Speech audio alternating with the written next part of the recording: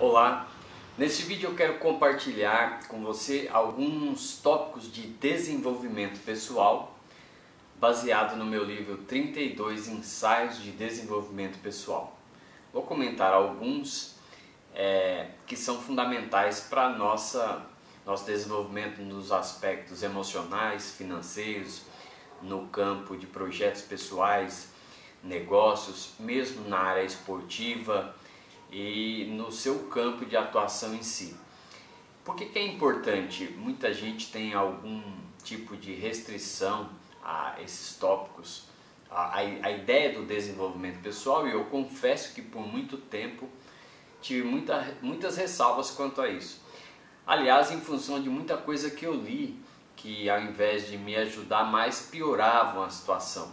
Então, quando você for ler livros ligados à psicologia humana, o que você precisa ter claro é o viés, sobre qual ponto de vista ou sobre quais prismas de crenças esse escritor ou essa pessoa enxerga a vida.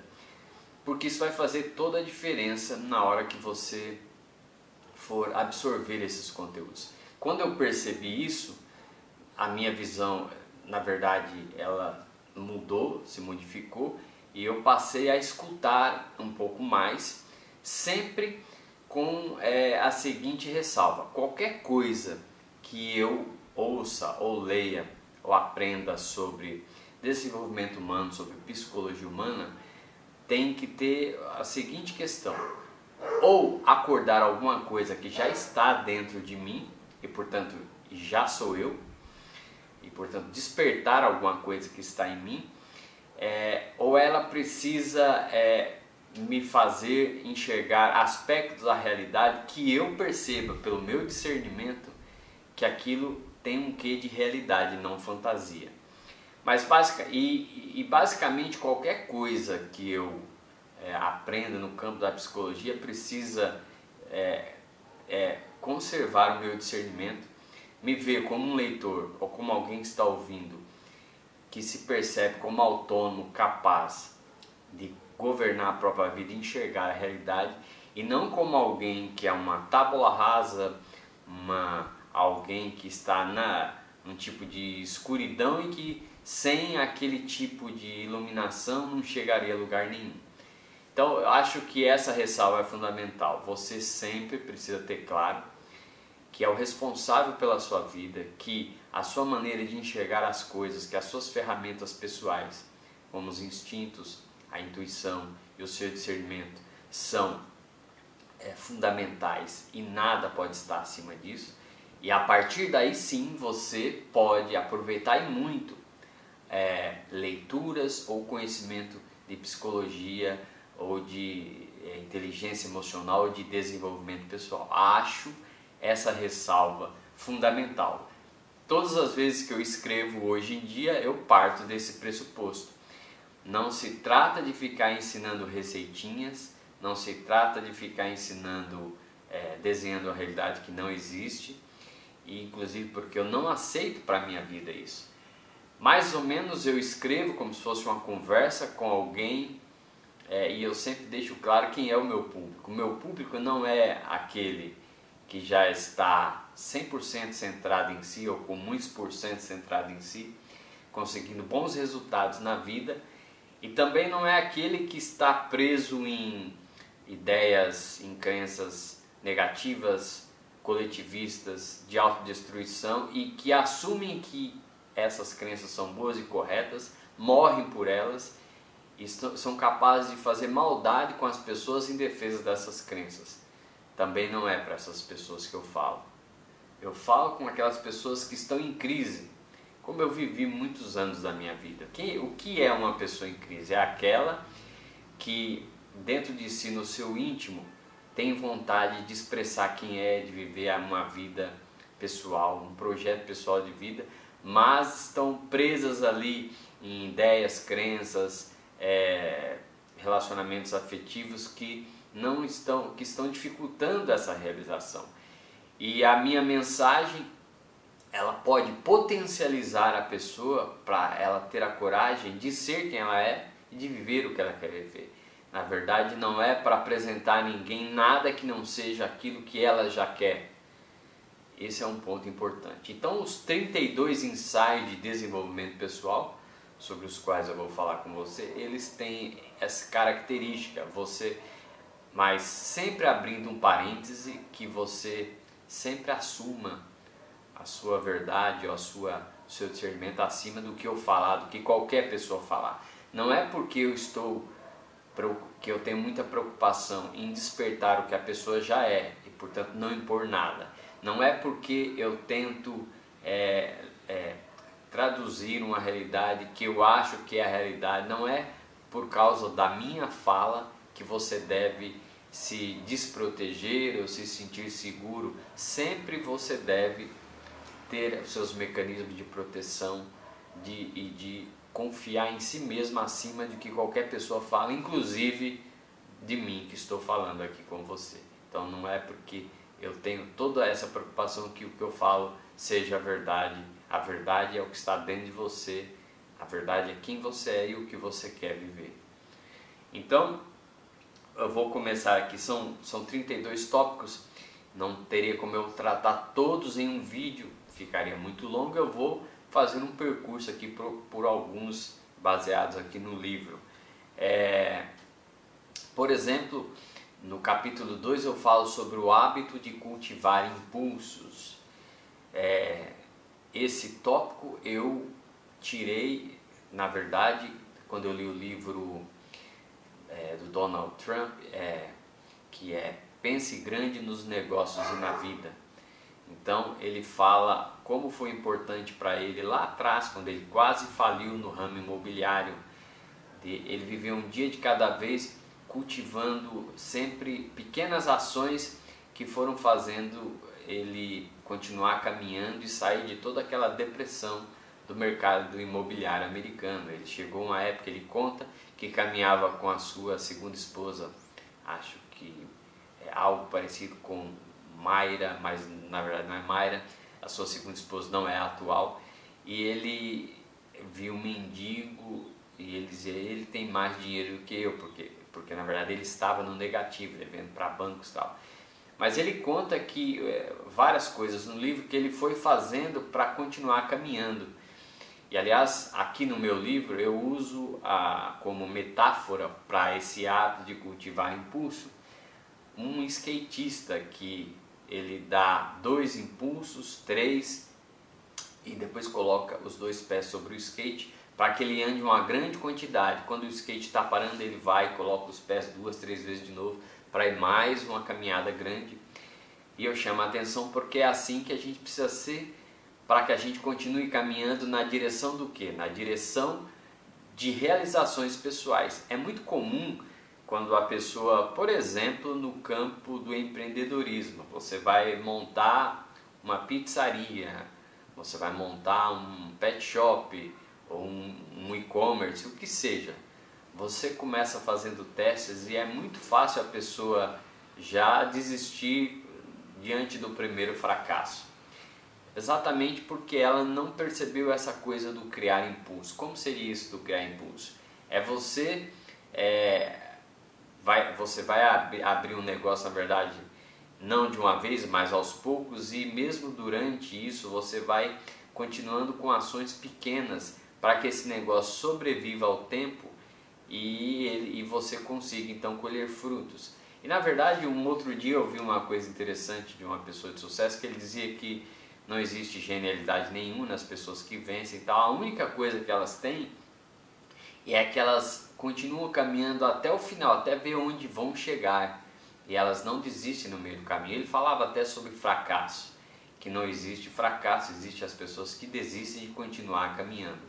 Então cada um de nós precisa cultivar impulsos para continuar caminhando e nunca parar na direção das nossas realizações. A viagem, a sua melhora econômica, a sua promoção no trabalho, o negócio que você quer abrir, os seus planos pessoais, mudança de cidade ou país, todas essas coisas, para que isso mantenha vivo na sua cabeça, você precisa diariamente, semanalmente, colocar pequenas sementes que vão fazendo como esse skatista que vai dando impulso para que isso não morra. Porque uma coisa que a gente usa muitas metáforas, mas no dia a dia a gente esquece, né?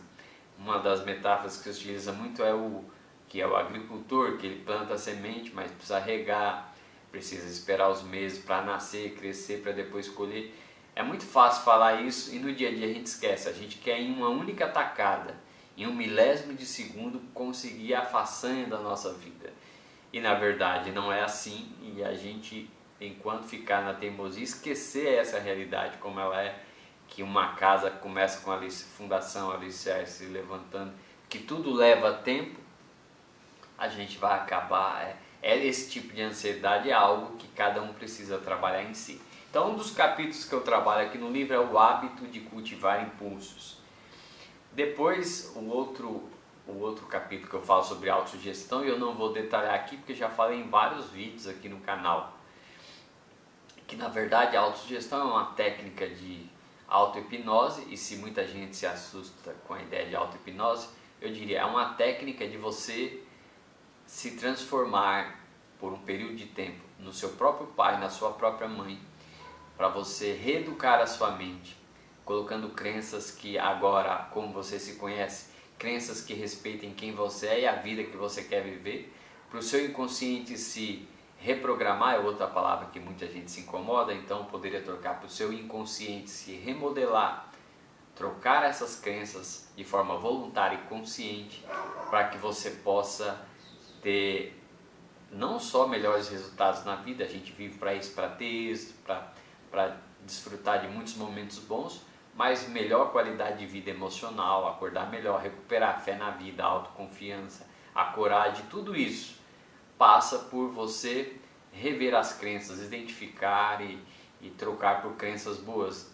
Em algum lugar no canal existem vídeos em que eu falo sobre a técnica, por exemplo, da autossugestão. Faço isso no meu curso Mindset Libertação, lá eu dou passo a passo de como é que eu fiz, como é que isso me ajudou. Isso realmente revoluciona a mente. Por quê? Porque quando você lê qualquer coisa que seja boa para você, para melhorar suas crenças, ou mesmo sessões de psicoterapias, eles têm um impacto na parte lógica do seu cérebro, a parte consciente, mas leva muitos anos para isso se enraizar e virar crença inconsciente, a menos que você tenha uma mudança de comportamento súbita, e realmente isso, porque o comportamento também modifica a sinapse e isso também muda a crença.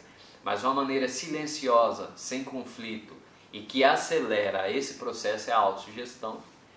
E se você acompanha esse trabalho, se você é assinante do trabalho e recebe os nossos e-mails semanais, também você recebe esse tipo de conteúdo e o curso Mindset Libertação. Depois, uma outra coisa que eu falo no capítulo 4 do livro, o título é Fazer por Modelagem.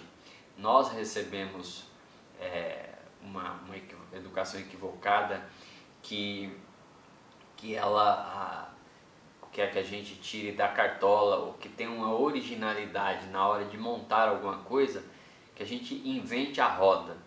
Quando na verdade as pessoas de sucesso, elas são observadoras daqueles que tiveram êxito, e elas observam ali aquele modelo, aplicam na própria vida, sempre com respeito a quem são, obviamente, aplicam aquele modelo, replicam, né, como a gente fala, e elas acabam tendo resultados.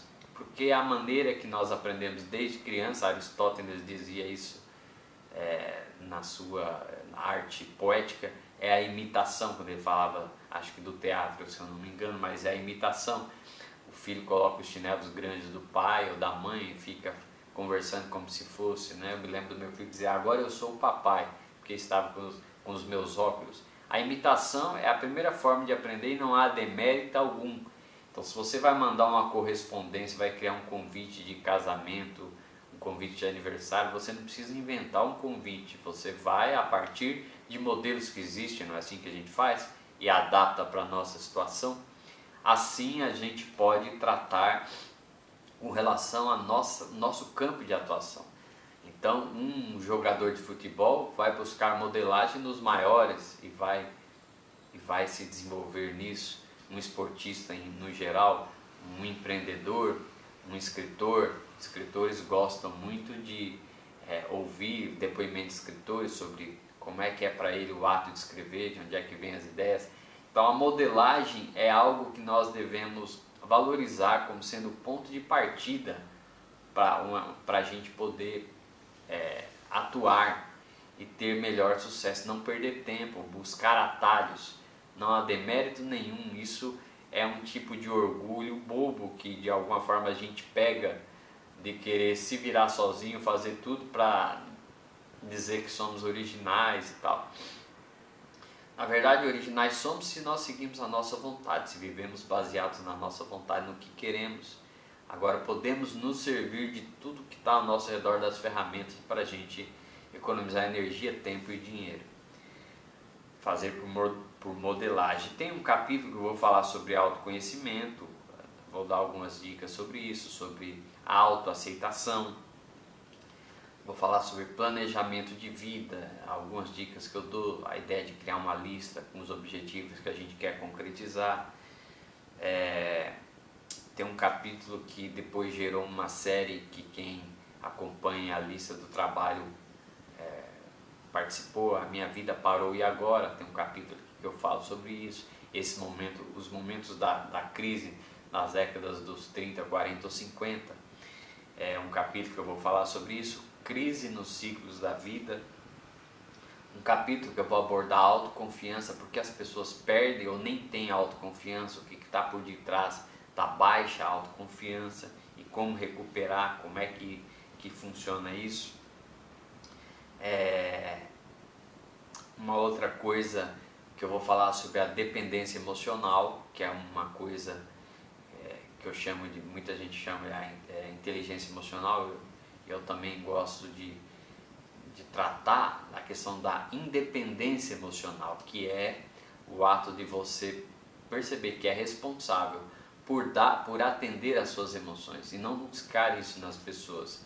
Então é você que tem que se aceitar, é você que tem que se gostar, é você que tem que prestar atenção em si. Quando você faz essas coisas, e você faz essas coisas sempre que assume a sua vontade e vai viver a sua jornada sem ficar saindo desse caminho para viver buscando a atenção dos outros ou buscando o heroísmo para as pessoas, como é muito comum. As pessoas não querem viver no seu silêncio, a sua trajetória silenciosa, e há algo de soberbo na nossa natureza, não por nada, mas porque a gente quer ser visto como um herói, como um semideus, como alguém importante, e o preço disso é a gente sair da trajetória de ter o gosto com a nossa vida. Então tem um aspecto aí, vamos dizer assim, entre aspas, um tipo de sem vergonhice nossa. Ninguém faz isso por vitimização. As pessoas fazem isso por um capricho bobo, uma soberba, e acabam tendo problemas, afetando a sua saúde, tendo um desgosto com a vida, porque saem do seu caminho, porque temem não serem aceitas, serem chamadas de orgulhosas, de frias e de desinteressadas nos outros, e elas caem nesse canto de sereia de serem vistas como deusas, como maravilhosas, e o preço disso muitas vezes é esse autoabandono.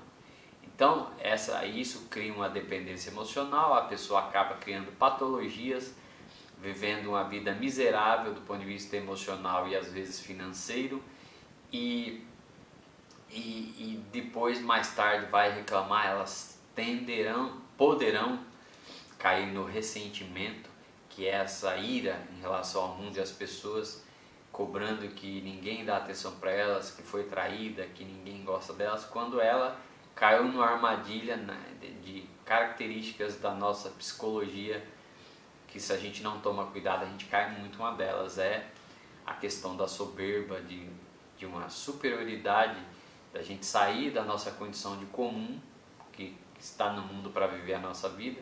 Então as pessoas se deixam enganar com discursos como missão, obrigação social, ativismo e pagam o preço disso. Às vezes no fim da vida olham para trás e viram que não viveram o que queriam ter vivido, não fizeram quase nada para si e viveram ali como, entre aspas, um escravo no mundo, mas aceitaram esse discurso e não por acaso.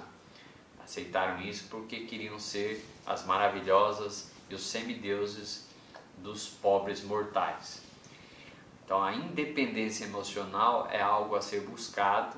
Se você está tendo problemas na sua vida pessoal, profissional, precisa ter em conta isso. Você não pode viver dependente dos outros no seu campo emocional. Há em cada um de nós capacidade ou características, fomos feitos para nos bastarmos do ponto de vista emocional. O que nós fazemos com a parceira são trocas de carinho, mas trocas não é uma anulação para buscar no outro o que é nossa função fazer. São trocas, como o carinho da mãe para o filho é uma questão afetiva que está ligado à sobrevivência da espécie, para que a mãe seja próxima do filho, para cuidar.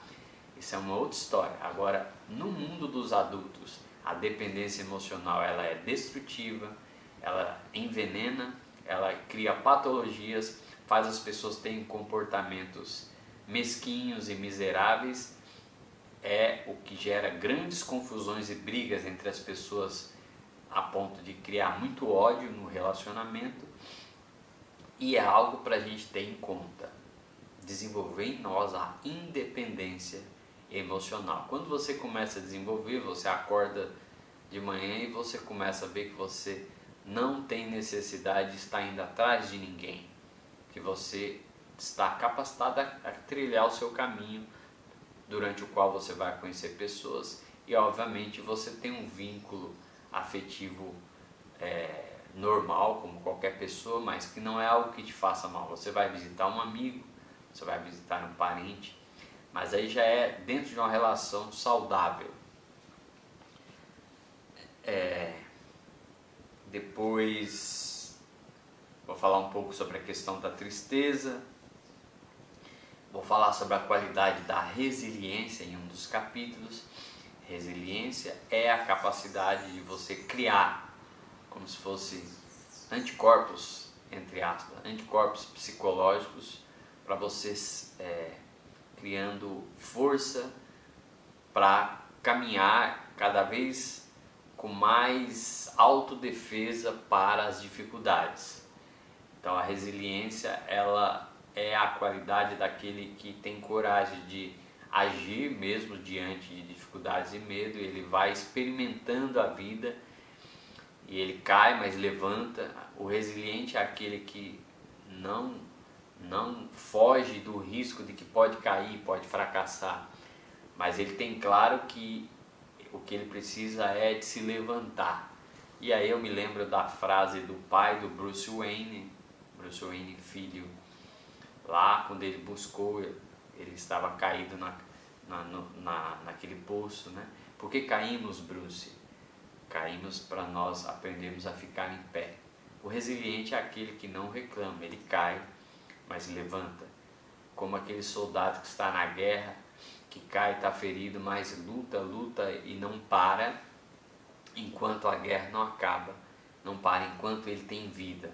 A resiliência, a nossa cultura, ela destruiu o valor da resiliência, porque ela estimula as pessoas a viverem reclamando da vida, a buscarem por uma realidade colorida, porque nós vemos uma cultura que infantilizou os adultos, a ponto de termos hoje no mundo adultos crianças que choram, reclamam, não têm a mínima ideia de onde vem a espécie humana, da escassez.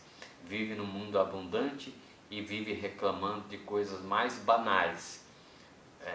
Portanto, estão fragilmente frágeis psicologicamente. Reclamam de qualquer coisa porque atrasou não sei o que, um dia de não sei o que, algo absolutamente que faria um homem da pré-história dar risada, porque de onde a espécie humana vem não faz sentido. Depois eu falo sobre a questão do um discurso maldoso e destrutivo que é pregado, que é a questão da obrigação, e alguns usam obrigação social, obrigação moral. A própria solidariedade virou uma solidariedade que é uma característica da espécie humana, de se doar sem se prejudicar, sem sair do próprio caminho, e por algo espontâneo, e porque o resultado dessa espontaneidade é uma satisfação. Essa característica natural da espécie humana foi destruída, foi catequizada, foi transformada em uma obrigação, e portanto solidariedade virou um tipo de dívida, que uma pessoa está no mundo, já nasce endividada socialmente, precisa fazer algo pelo outro, tem que estar fazendo, senão é um ser humano menor, é um ser humano inferior humanamente, vamos dizer assim. E não por acaso as pessoas estão se destruindo, muitas pessoas na rua caídas, outros no álcool, nas drogas, e muitos sofrendo, porque compraram essa ideia. E a mente ela fica doente diante da percepção, ou da aceitação melhor, da obrigação. Imagine antes de nascer alguém dissesse para você que você está no mundo obrigado com tais obrigações. Você, se pudesse escolher, então não quero viver, quero viver se for para eu ser livre. Na verdade, isso não convenceria, isso que eu estou falando não vai convencer um ativista, não vai convencer um autoritário, um arrogante, que vai continuar querendo mapear a humanidade da pessoa a partir dessas fantasias, como por exemplo a obrigação social. E o que dói é que você ouve, por exemplo, de uma classe que eu prezo muito, que são os empreendedores e os empresários, você ouve a história de missão, minha missão é X, agora eu vou cuidar. O cara trabalha 3 décadas, constrói um império, esse seu trabalho é fundamental porque deu emprego a milhares de pessoas, enriqueceu, ajudou a enriquecer essas pessoas, melhorou a vida das outras ao redor com os produtos, e aí ele poderia ou ir pescar se quisesse, ou continuar naquele negócio, mas ele sai daquilo e ele diz, agora eu vou cuidar de uma causa social, como se esse seu trabalho não fosse, né, que deu emprego, melhorou a vida de tanta gente, ajudou a enriquecer, como se ele tivesse que fazer algo abrupto, sair dali para poder criar um tipo de coisa, né, e isso ilude aquele trabalhador comum que sai 4h30 da manhã, de que ele não está sendo muito humano, que está faltando para ele se doar de alguma forma nas causas sociais. Isso cria uma atmosfera de culpa e nós estamos o tempo todo jogando a liberdade individual no lixo. Essa é que é a verdade. Mas seguindo aqui, eu vou falar sobre o fenômeno da crise. O que é o fenômeno da crise? A crise deveria ser encarada como algo normal, como parte da vida. Não que crise seja agradável, que também quem diz que crise é agradável, na verdade, tá falando uma coisa retardada. E quem diz, e essa história de que a gente aprende com crise, também pelo amor de Deus, você não pode, do ponto de vista de uma mente sã, você não pode nunca cotejar ou glorificar coisas negativas. E também ver as coisas negativas, você tem que ver o negativo como ele é, não é ver o negativo como positivo. Todos esses redesenhos aí, eles acabam distorcendo a realidade. Crise, você está passando por uma crise no relacionamento, como que isso é bom? Como que você aprende com isso? Você precisa encarar que é um fato, há uma crise, ponto. E você vai tentar sair dela, né? Você está numa crise profissional, está infeliz no trabalho. Como que isso pode ser bom? Como que isso pode gerar aprendizagem? Isso é só um fato e ponto. Então, essa história de ficar, esse tipo de pensamento positivo é retardado. Mentalmente, você precisa ter muito discernimento para não ficar engolindo esse monte de lixo que vem com coisa bonitinha, mesmo às vezes de pessoas de sucesso.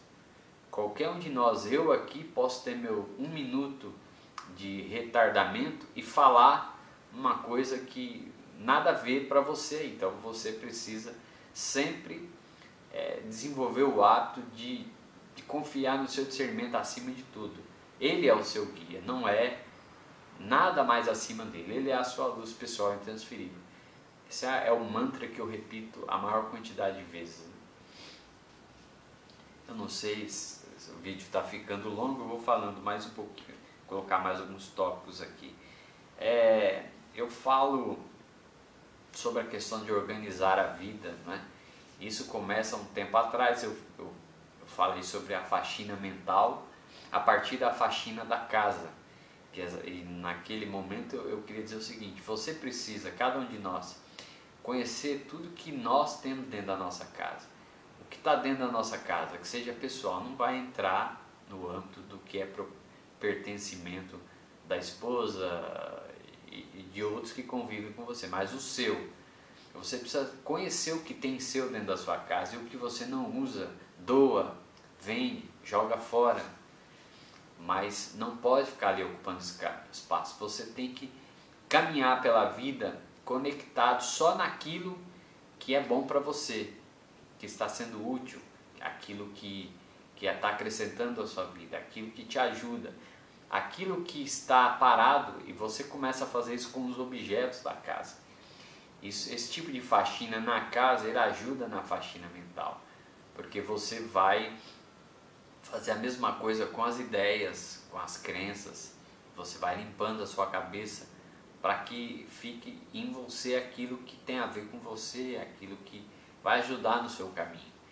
Então, ser desorganizado não é virtude nenhuma, é achar que não, é muito chato isso de ficar sendo muito organizado, dizendo como se um organizado fosse um retardado por ser assim.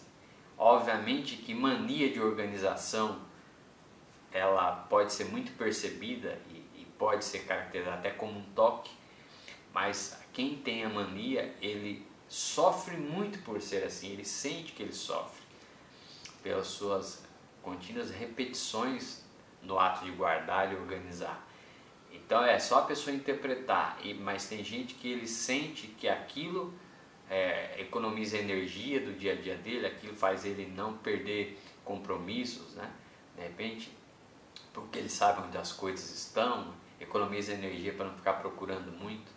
Você aí sabe se a sua organização ela está sendo demasiada ou não, mas dizer que o mundo funciona porque existe uma organização, o corpo humano funciona porque tem uma organização. Outro dia uma conhecida dizia que o Japão é muito chato porque é tudo organizado. Você chega no ponto de ônibus na hora X e 3h37 o ônibus está lá. Mas por que isso pode ser ruim? Alguém dizer que há uma sala de aula com 30 crianças sentadas é muito chato, é muito parado. Quer dizer que o bom é onde está todo mundo em cima das carteiras. Então as pessoas elas perderam o senso do que é liberdade e do que é e do quanto a disciplina, associam disciplina a militarismo e o quanto a disciplina, nem um esportista conseguiu sucesso sem disciplina, ninguém conseguiu chegar longe com grandes feitos sem disciplina, mas as pessoas continuam com essas conversas fiadas. Eu vou parando por aqui só citando alguns outros capítulos. Por exemplo, eu falo sobre como superar medos. Tem um capítulo que chama Tem Alguém Governando a Sua Vida. Sabe aquela história? Você quer fazer uma coisa, mas tem uma coisa te puxando para trás. Eu vou falar sobre isso, sobre a virtude do comprometimento, sobre a importância de focar na vontade, que ela é o centro da nossa vida. Vou falar também sobre autodisciplina. Ninguém gosta de disciplina, piorou autodisciplina. Mas eu falo no livro 32 ensaios de desenvolvimento pessoal. Eu compartilhei aqui com você, espero que esse vídeo tenha levado você a conectar algumas ideias e a gente se vê aí no próximo vídeo em que eu espero compartilhar mais um livro com vocês. Até lá!